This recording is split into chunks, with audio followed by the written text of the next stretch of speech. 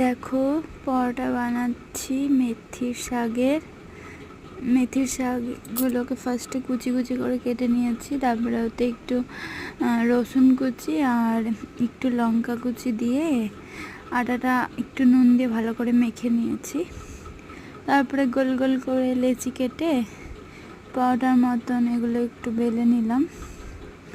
বেলে নেওয়ার পরে এগুলো বাটার দিয়ে অল্প আঁচে হালকা হালকা করে ভাজবো, তাহলে হয়ে যাবে পরোটা রেডি। বর এসেছে অনেক দিন পর, সেজন্য একটু ভালো ভালো জিনিস বানানোর চেষ্টা করছি। ও তো বাড়িতে থাকে না, অনেক দিন পর পর আসে, তাই সেরকমভাবে কিছু বানানোও হয় না। ও আসে তখন মনে হয় এটা করি ওটা করি।